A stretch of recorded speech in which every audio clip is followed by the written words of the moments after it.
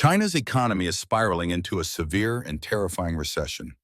Factories are shutting down, shopping centers are deserted, and unemployment is spreading at an alarming rate.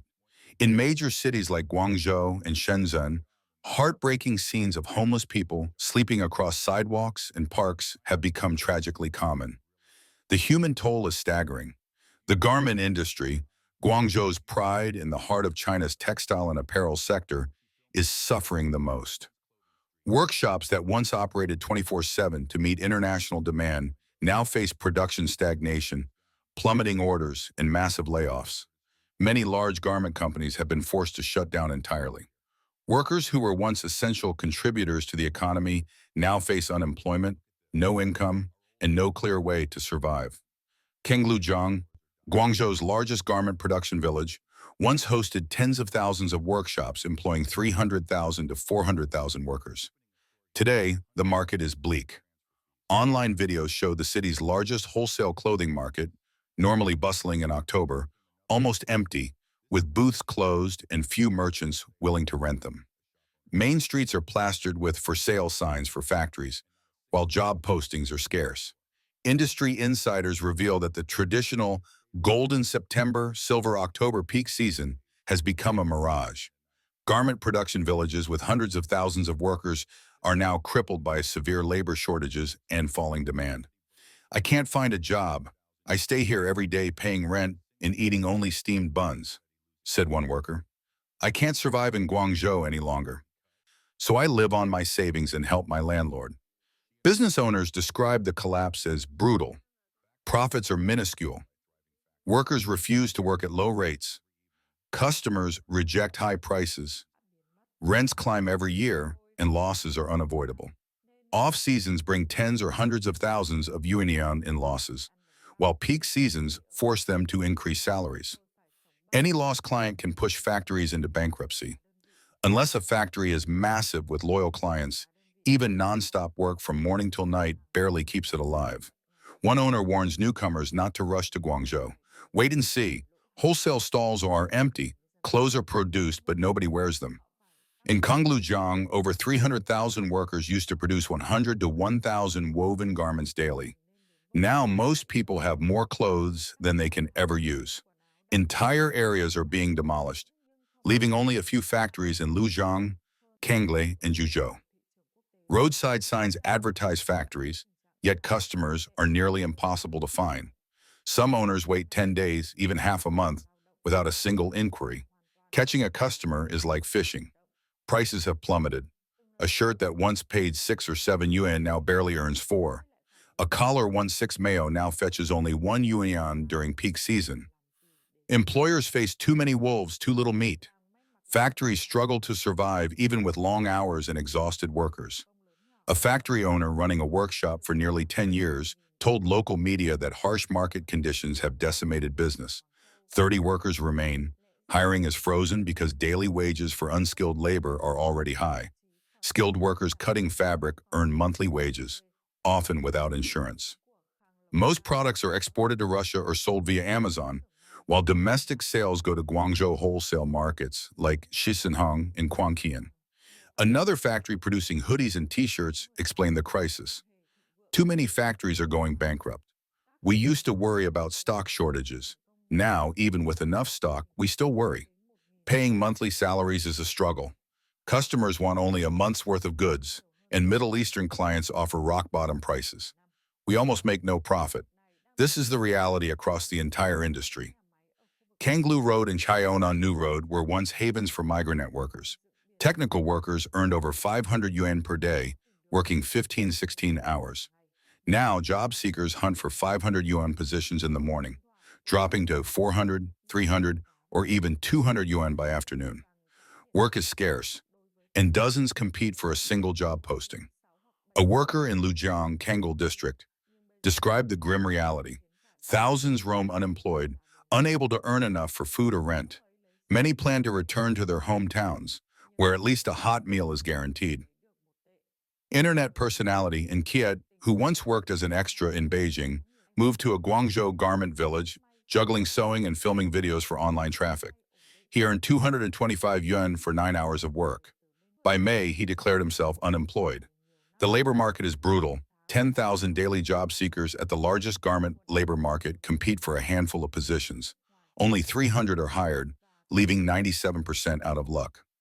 Odd jobs became his main income, but without stability, even basic needs were insecure. Feeling drained and hopeless, Inkiet decided to leave Guangzhou for work in Vietnam. Temporary labor bosses in Guangzhou's garment villages can no longer support me, he said. This is not just an economic downturn, it's a human catastrophe. Factories closing, streets empty, tens of thousands of desperate workers struggling to survive.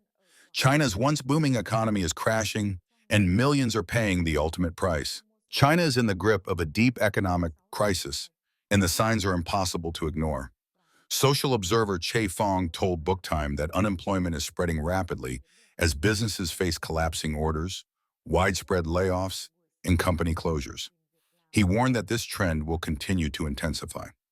The root of the downturn, he explained, lies in massive withdrawals of foreign investment.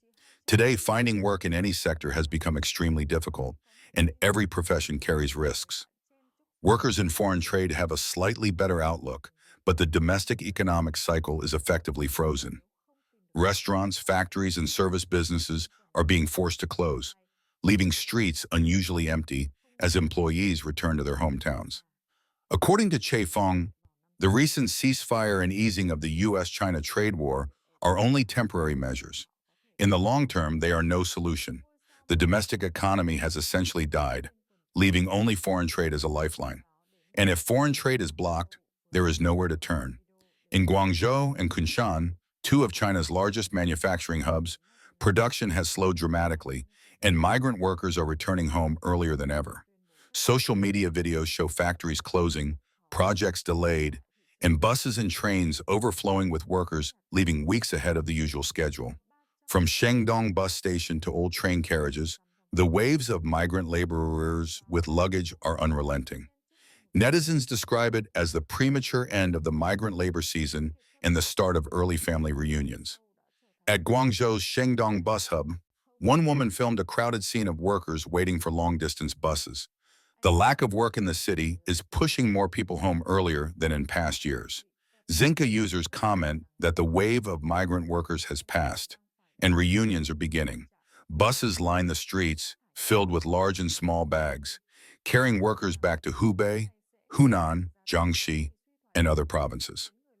Those who haven't reached Guangzhou yet are advised to stay home, as the city no longer has jobs waiting for them.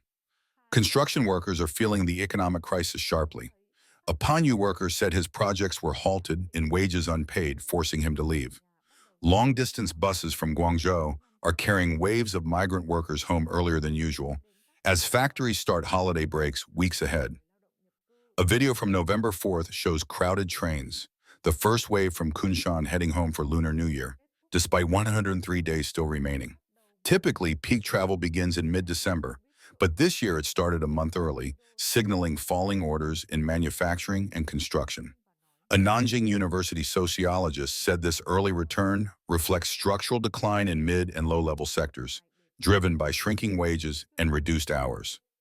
Without recovery in early next year, migrant workers returning to cities could hit a near-decade low. Chinese social media is full of comments noting that, even without rising ticket prices, many workers are leaving early. "You won't make money at home, but at least you won't lose it," one user said. Analysts attribute this early exodus to stagnant manufacturing, weak consumer recovery, and unpaid wages. From November 4th, 14 strikes or collective wage claims were reported nationwide, highlighting tight corporate cash flow and growing risks for workers. Strikes reveal the financial strain of manufacturers facing falling export orders and unpaid government construction debts. At BASF Jiang Station, workers reported 5 months of unpaid wages, forcing some to stop work. Employees from Jiangsu and Henan traveled to claim salaries, but management repeatedly delayed payment. Partial wages were eventually paid, while some subcontractors fled. Videos show workers in blue overalls and yellow helmets protesting, with police present amid clashes. Many struggle to afford basic living costs, including school expenses for their children, and are considering collective legal action. The economic downturn is not limited to Guangzhou. Across China, manufacturing, construction, and service sectors face unprecedented pressure. Cities like Beijing, Shanghai, and Shenzhen are not exempt. Citizens are cutting spending, deflation is rising, malls are empty, small shops close, and essential goods no longer sell as before. Companies struggle to maintain revenue, SMEs shut down, and large corporations cut staff while adjusting strategies. Yet the Beijing government continues to present a facade of strength and prosperity. Propaganda campaigns and party messages stress economic recovery and sustainable growth, and large-scale events showcase military and economic power. But beneath the surface, reality tells a different story. Citizens are losing faith in the system. High inflation, soaring unemployment, and rising living costs leave millions feeling trapped in a shrinking economy. China's crisis is visible in every street, factory, and household. Migrant workers return home earlier than ever, strikes rage over unpaid wages, and countless businesses collapse.